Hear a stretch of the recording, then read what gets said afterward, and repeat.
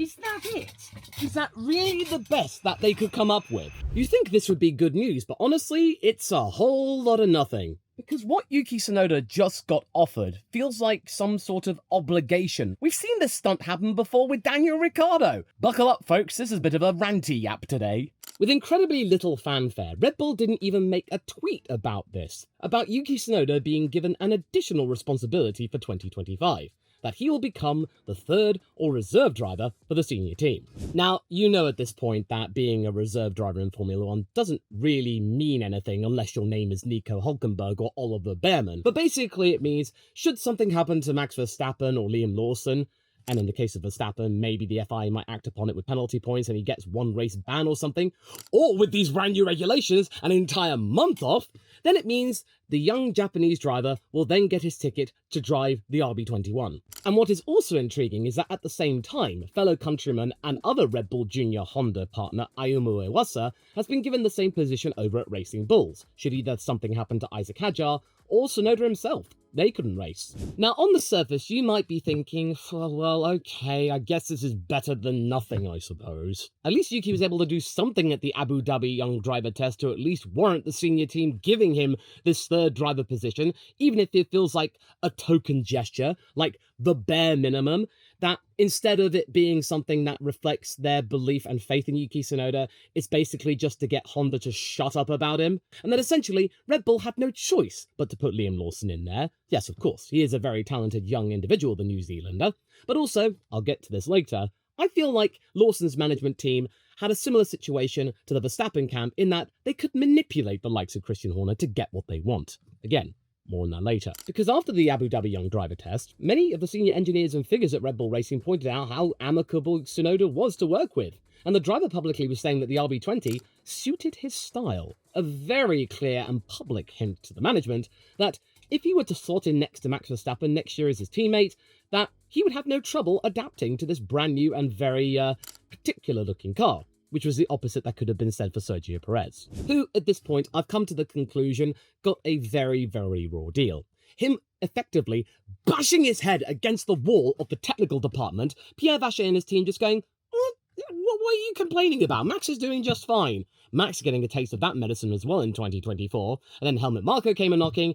It was all completely stacked up against Checo. There was not really much he could do other than, well, try and defend himself against it. And yet, despite getting this opportunity, it still wasn't enough for Yuki Tsunoda to get the promotion, even though he has a huge following and fan base and could generate positive headlines that Red Bull desperately need, after probably losing millions of Mexican fans. At the end of the day, Liam Lawson got the gig, and two things were finalised that day. Liam would become the junior who rose to the top the fastest, whereas Yuki, even if he did get a chance in 2025 for one race, would become the slowest rising junior in Red Bull's roster in their entire history. However, when you step back and take a look at things as they are, you can start to see why everyone is where they are. And it's all to do with Honda's awkward relationship with Red Bull. It's got something to do with Liam a little bit, but it's mostly how Red Bull is treating Honda right now. Because by installing Iwasa and Tsunoda as the third drivers of both of their teams, this is clearly a gesture to try and get Honda off of their backs. Their final year together, they, in a way, Red Bull feel obligated to give this position to both of these drivers who have been around Red Bull and Milton Keynes for many years at this point. Even though I've talked about Arvid Lindblad potentially being a reserve driver at Racing Bulls, as of now, he does not have enough super license points in which to actually get the gig. But that will change very soon if he wraps up the Formula Regional Oceania Championship, which is looking very likely at this point. And I think you might have been aware of the hashtag Yuki to Red Bull trend which circulated around last month. It even got picked up by Japanese news outlets, by the way. By the way, just so that means we're clear, I was merely a supporter of that trend, not the instigator. This fine fellow was the instigator of this movement, and should really be giving them the kudos that we even got some kind of attention. And it's been mildly evident that Honda has been getting a little bit fed up of this arrangement. They've been doing their damnedest in the last few months to get Red Bull to even give Yuki a chance. And I know that many people who are Red Bull fans might be pointing out, well, they're not proper Red Bull Junior drivers, they're Honda drivers. Well, I should have to point out that They were Red Bull Junior drivers for way longer than Max Verstappen ever was. Max came in August 2014, and then a couple of months later, he bagged a Toro Rosso seat. Yuki and Ayumu had a far longer term. But despite that connection aiding their entry, neither driver has disgraced themselves as part of the Red Bull Junior program, and back in October, Honda confirmed that they were doing all that they could to convince the senior team to at least give Tsunoda a chance in the most current machinery to see what he could muster. Even if it wasn't a seat for 2025, at least he could maybe build up on the taster that he gave the team when he got a chance to drive an RB18 around Goodwood's Festival of Speed. That was basically down to, I think, Checo not being available at the time. I think he'd already gone. Yuki was the only Red Bull driver to hand that could even come close to driving that car without binning it, because let's remember, the Goodwood lanes, they're very, very small. So therefore, we got what we got. But needless to say, it is quite the surreal photo, wouldn't you say? But anyway, he got the chance at Abu Dhabi, and folks got to see his 22 plastered all over the Red Bull car, in a manner similar to Daniel Ricciardo's Silverstone outing as part of their tyre test with Pirelli. People got to see the number 3 back on the Red Bull once more. It was all gravy for the fans. But much like with Ricciardo's prospects of returning to Max Verstappen's side, it was all for naught. You recall in my previous videos, right, that I talk about the Abu Dhabi Young Driver test, and that you shouldn't really buy into the testing times wholesale.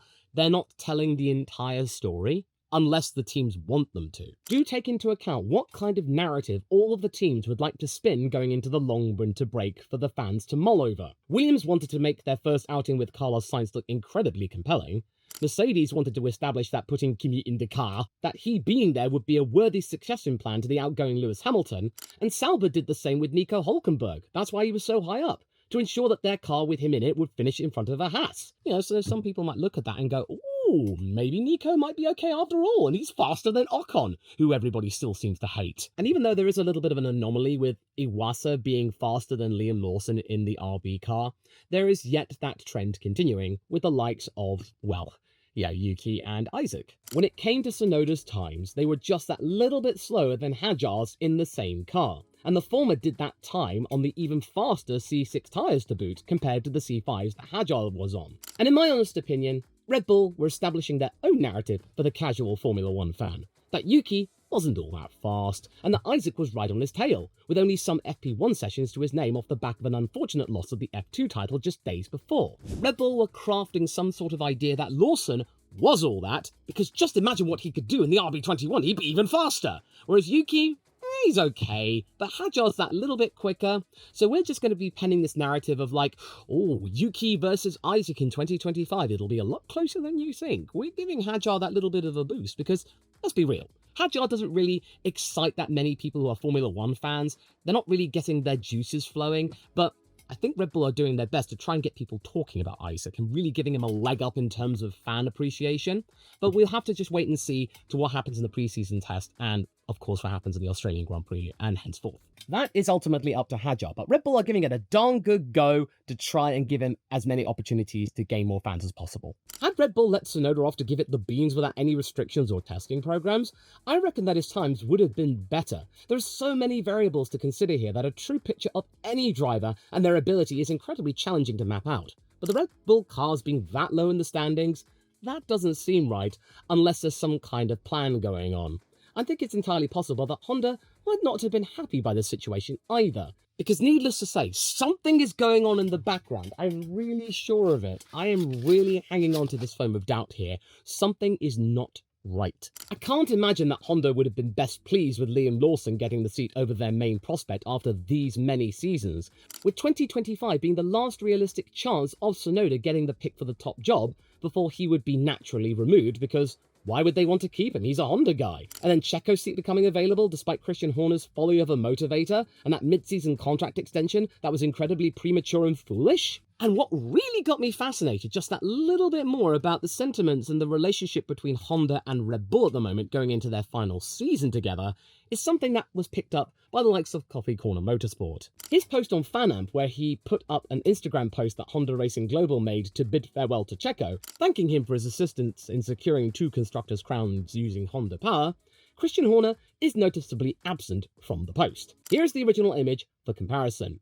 Nice spot, mate. Yeah, I can't imagine that the relationship between Watanabe-san, the Honda CEO, and Christian Horner is at its best, because look at what Red Bull is doing right now with marketing material with Ford. Honda are still their power unit suppliers. Ford is not actively doing anything for the current Formula One car, and yet you get Max Verstappen and Liam Lawson promoting the brand new Mustang.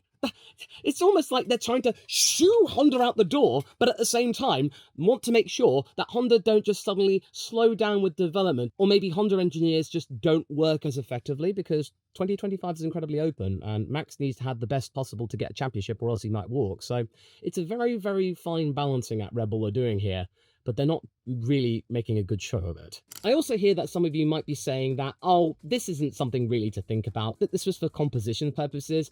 You know, having Checo, Max and Watanabe-san and next to a quote, and Red Bull and Honda being prevalent on the RB20, this was just there to make it look all balanced. Well, why don't they just do something a little bit more sweet if it's all about Checo, and use this shot of him winning the Azerbaijan Grand Prix in 2021, where Honda's logo is just as obvious at Red Bull's one. So I imagine that Red Bull's senior management are well aware of the fact that Honda's not best pleased with this decision to put Lawson in over Tsunoda. So I'm guessing a way to appease them is to make sure that both Ayumu and Yuki are in positions where if something should happen to their main drivers, then they would get the call up first and foremost over any Red Bull Junior. Do this for one more year, and then Honda will be out of their hair forever. But this really doesn't seem like an honour to me, really. And that's not just because it's Red Bull before anybody is about to type in the comments that I hate Red Bull. I saw that. I know what you're doing. I am not an anti-Red Bull person.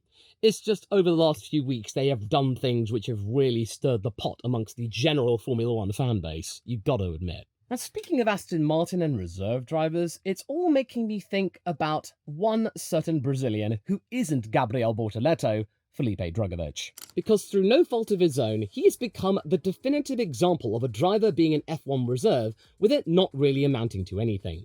Pietro Fittipaldi over at Haas was another example, but at least he got to race a couple of Grand Prix after Romain Grosjean went out in a blaze of glory at Bahrain 2020. And forevermore trying to find any sort of solution to market the heck out of it. And no, I'm not being mean here or flippant with his accident, because he now calls himself the Phoenix. His logo is a flaming bird, because he survived a blazing inferno. Of course he's going to milk it for all it's worth. I don't blame him. It makes him relevant for all eternity. But back to Drugovich. Aston Martin have confirmed him to be their reserve for 2025. Once again, on the sideline. Remember, Felipe wasn't a guy who just came 5th in F2 one year. He won the championship. The same thing happened to Theo Pourchaire in 2023 over at Sauber. These prospects just simply have nowhere to go. Winning that title is not a guarantee of an F1 seat anymore. And they were sadly too early to join the frenzy of rookie interest going into this season. And it's all making me think of what was going on in Bahrain 2023. You know that Lance had some sort of cycling accident and it was really touch and go about whether or not he would actually be there for the season opener? That Felipe Drugovich was prepared on standby to get an opportunity? It does make you wonder, considering how good the AMR 23 was at that first race, that if Felipe had gotten 6th place instead of Lance, Lance would have had even more pressure put on his shoulders. Honestly, I think he would have had a really hard time surviving that season had Drugovich come in and maybe got that 6th place, or better yet, a top 5 finish, not that far behind Fernando. But hey, that's for another video. We're discussing more about how meaningless the reserve driver role is. It's not a guaranteed race seat. It's a formality. Every team needs to have one, or have access to one, be it their own pick, or one from a pool from their engine supplier. Note Mercedes potentially hiring out the likes of the returning Valtteri Bottas to McLaren or Williams, ironically. As for Yuki, this reserve driver role, it's the bare minimum. It's a token gesture. It's frustrating. It's bizarre, honestly, because you've only got to look at what his current team, Racing Bulls, are saying, and that it sort of deviates from what Red Bull Racing is saying. Even the second team, Peter Bayer, the CEO, Alan Permain, the brand new racing director, who was around Team Enston for several decades, so he knows a fair thing or two about big-name drivers who have a potentially good future. He's championing Yuki. Lauren Mecky's the team principal is championing Yuki. Peter Bayer even respects Yuki, even though he's not Daniel Ricciardo. Yuki's still pretty good. So this amount of support from this team, and then nothing from the senior team, it's just weird, don't you think? That there's this disconnect? Because according to the newly minted racing director of the Faenza-based team, the push for Yuki to get a spot at Red Bull is one of their main goals as well as Honda's. Going into their 5th season together, his job is to do whatever he can to give Tsunoda that little bit more, an even bigger shout at getting the spot next to Max Verstappen, or to maybe maximise the driver's chances of securing a longer-term future in the sport elsewhere. This level of commitment is absolutely remarkable. It goes to show that what Yuki has learned over the last few years has been really helpful for him to get an endearing spot within that team. He has done so much to ingratiate himself with that team. They appreciate loyalty and sticking around, because you've got him being teammates with Pierre Gasly, you've got him being teammates with Nick de Vries, then a little bit with Liam, then a little bit with Daniel. Over the years, he has learnt a lot. He has become a much more complete driver. But unfortunately, that first season and a little bit of the second one was just far too much. It tarred his reputation forever. And Yuki's realised this, that his rookie year was damaging and that there's not really much he can do to try and shift that reputation. The only way I think that viewpoint will ease off is that somebody comes along who is even more aggressive in their rookie year. And Permain's comments are more fascinating because he's only just joined the team, so in just a few months, he's gotten a read on Yuki and going like, yeah, I like this kid. That's really telling. I think Yuki will be fine if he goes anywhere. I mean, sure, they probably might be pleased that they get to keep Yuki for one more year as their lead driver, because let's remember, the team have their own goals and priorities for 2025, the team championship, getting one back against Alpine and Haas, having a seasoned driver with them that they know inside and out will really aid them in their push to respond to their rivals' own surges. And of course, well, to cast aside the doubt that everyone had regarding their upgrade path last year, it was absolutely diabolical. Oh, their pit strategies as well. So whilst it's really nice and comforting to know that where Yuki is right now, he is getting a huge amount of support and that they hear him and understand his frustrations and they want the same thing for him, there's that mutual desire. Because even though Racing Bulls sometimes deny they're a junior team, they are a junior team. They want the juniors to either succeed or find luck in another series. There are clearly external factors here that are keeping Yuki out of the RB21 on a full-time basis. And the only thing that Red Bull can think of is just to go, all right, fine, Honda, you win. They can be reserves. You happy? And the thing that really confuses me is that Red Bull are usually really good when it comes to social media engagement. All of their handles on all of these multiple platforms, they find some way to engage with their audiences quite effectively. So you think that they would have been taking a look at what went down on social media regarding the interest and hype of Yuki Tsunoda, the fact that he trended, and go, should there be some sort of way of leveraging that? Why don't we dedicate a post of our own? Make out a statement. Just get Christians to say something for 20 seconds about saying, well, we feel like we want to give Yuki a chance in our car. We'll see what he can do in the simulator. Provide us some really good support with Max and Liam. No, we didn't even get that. No post, nothing. The only way we found out about this news was from other news outlets. This just goes to show how much Red Bull really value Yuki's presence as the third driver for Red Bull Racing. Because you've only got to look what they did with Daniel. Completely the opposite. They wouldn't stop talking about it. You remember that shot of Christian Horner and Daniel Ricciardo locked in an embrace? Horner lamenting McLaren's treatment of Daniel? How ironic considering what happened to Ricciardo later on and how Red Bull treated him when he left. Something of which Racing Bulls are now starting to come to terms with and really regretting. And something tells me that all is not quite well between them and the senior team despite their ever-growing collaborations on a technical level. Because instead of having several days of seeing Daniel Ricciardo in Red Bull gear and being confirmed as the third and reserve driver for them, we got none of that. We just got couple of statements, them being confirmed internally from Red Bull's media house. We don't get any full-on statements saying Yuki Tsunoda is going to be the third driver. This is why I'm thinking that this was something that Red Bull were forced to do to make sure that Honda was kept sweet. Because even though Honda is on the way out, they still got one more year together in direct competition with the likes of Ferrari, McLaren, Mercedes. Honda want to go out with a bang, Red Bull want to do as well, and they also don't want to give Max Verstappen any more reason to maybe think up of his options and reconsider them elsewhere. So, it's a very tight situation. This was a strategic thing, not something born out of loyalty. But there is one more thing I would like to share with you, and it is about Liam Lawson, but not about Liam specifically. It's more to do with his management, and how they are more similar to the Verstappen camp than you might first suspect. I'm not going to get into the whole thing about Honda, the Ford connection, or how Liam held his own in his second tenure with the junior team. That's all out there for people to see and would play some part in his promotion. But the other thing to consider is something that we've touched upon in previous videos, and that has been actually quite public for the last couple of years. Something to do with the manner of his Red Bull contract. Now, may I remind you that not long ago, back when Liam Lawson was doing his first stint with AlphaTauri, many headlines and articles were pointing out to the thing that Helmut Marko publicly said about Liam's contract with them, is that there was a get-out clause if they took too long. That by 2025, if Liam Lawson wasn't in a Red Bull-backed car, be it the second team or Red Bull Racing, then he would be free to leave the organization and find his luck with another team. And considering how much interest Liam was generating, and that in 2023 he was the bee's knees, everyone's fan favorite, everyone wanted him in the sport, and it's really weird how 12 months later there are quite a few haters towards Lawson and some people don't want him in there as Max's teammate.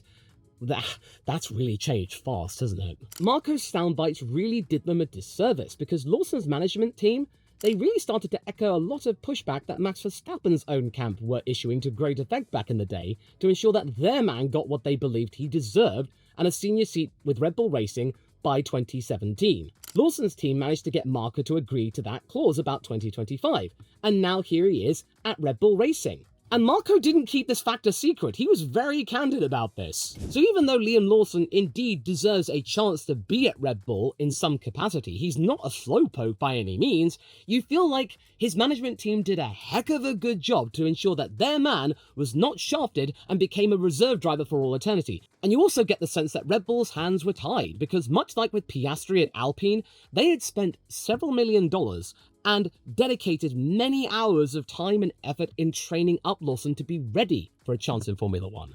Those campaigns in Formula 2, Super Formula, they were all subsidized by the Red Bull Junior team. All of that work would have gone to waste, and another team would have benefited from it without really having to pay much, except maybe a buyout fee or something like that. And I also doubt that Red Bull HQ would take kindly to this, allowing Lawson to get away, because you've got to admit, the relationship between Red Bull's main house and the Red Bull Racing team under Christian Horner, it's a little bit fractious right now. It's calmed down since the beginning of last year, but any little rumblings or Max leaving could easily set that off again. So to me, this is Red Bull being played once again by a driver's management team, and Helmut Marko blindly agreeing to terms which favour the driver, not the team, because maybe he probably thought that it wouldn't really amount to anything, or Liam would be able to speak for himself. Now again, I'm not dissing Liam, I'm congratulating his management for getting this good deal which secures him a chance at the top. And I think even though Honda is bringing money to the table because it's reported that Yuki being in the car offers maybe $10 million a year to Red Bull or something, that simply was not enough. It does make you wonder, had Honda decided not to get a little bit shaky at the end of the championship year before they realised they're actually onto some championships and constructors titles and glory, that maybe Yuki might have got his chance after all. Maybe that might have been enough, but no, unfortunately, the way they handled that situation and Yuki's anger management issues, which have since gone away entirely now, that's completely different. He's a changed man. The die was cast really, really early on, and it's really unfortunate. Put simply, Red Bull want more money, and they also don't want to waste more money. They can still take the money from Honda, Yuki still plays his part at Racing Bulls to help them out, and now he's a reserve driver at Red Bull Racing, so that means if something happens to their current drivers, Yuki gets a chance, he gets one race in the Red Bulls, and then hopefully, against hope, according to Christian, maybe these fans out there, these Tsunoda fans, will just be quiet. And Yuki does not have the luxury of sticking out one more to maybe get another chance. 2025, this was his last chance. Now the best he can hope for is that Honda start to get a little bit more feisty with Papa Stroll and convince him to maybe boot out his own son in favour of the fan favourite Yuki. But when you take into account the public decree from Honda's CEO that they are struggling with the 2026 power unit regulations, maybe that bargaining chip of Yuki toward Aston Martin might not be as helpful as they hoped. To find out more about this revelation, which is something probably Aston Martin do not want to hear right now after Adrian Newey lamented their chances, watch this video next, straight after this one.